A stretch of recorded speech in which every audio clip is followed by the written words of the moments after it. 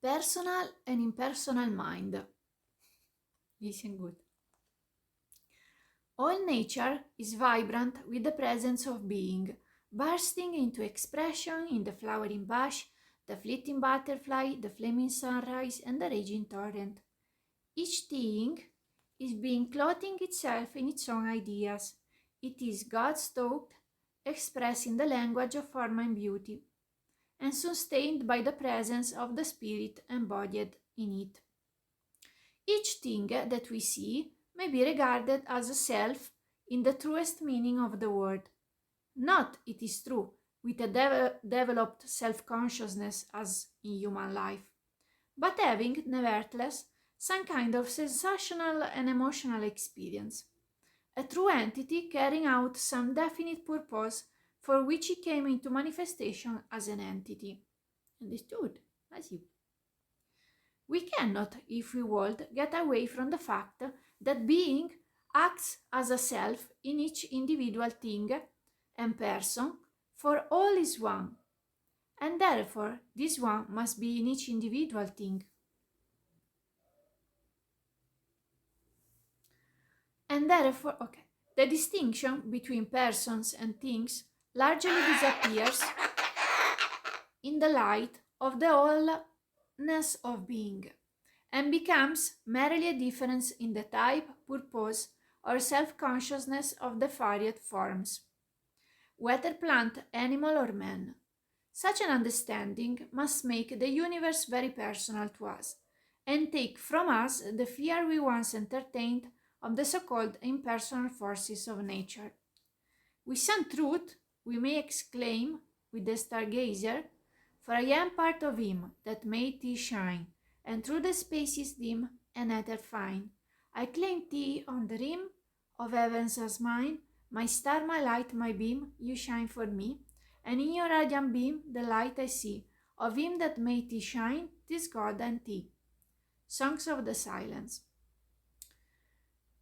We therefore see being everywhere acting as the personal spirit with emotional life and powers of self-direction. At the same time, we should clearly discriminate between the personal and the impersonal activity of mind.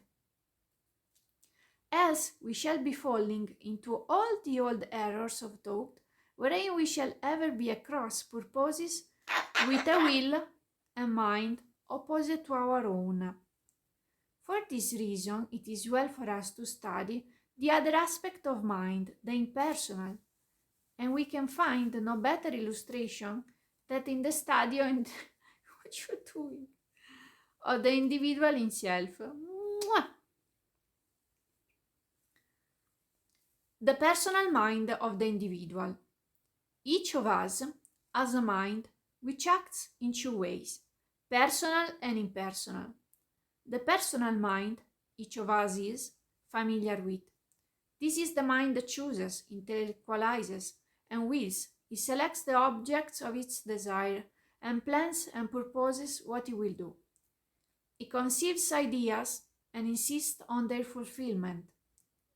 In the individual, this aspect of mind is often spoken of as objective, while the impersonal side of mind is often spoken of as subjective. The objective mind, as we know it in the individual, is largely the aspect of mind which it develops to contact an objective environment. The baby is born into the world practically subjective, that is, acting without conscious thought or choice. But so soon as the child begins to react to environment, it needs an individualization of mind to meet life's emergencies. This it develops. When it learns that a cry will give it nourishment, a yell will give it a rattle, and the word "Papa" will give it anything, it has begun the development of an objective mind. I wish with the word "Papa" I get everything. This is the mind with which we are all familiar in the sprightly intercourses of life, wherein man plans, works, and struggles. But while it seems to be the outgrowth of man's objective necessities, we must never think of it as at all separate from the one mind which the individual has. For all objective faculties lie latent in subjective mind, and it is only because it is potentially there that man can develop it at all. The personal self, then, is simply the emergence into formal expression of the personal spirit, which each one of us is. It is the consciousness of a self as apart from other selves and persons, to the extent that each knows he is an individual who chooses and wills as a distinct self.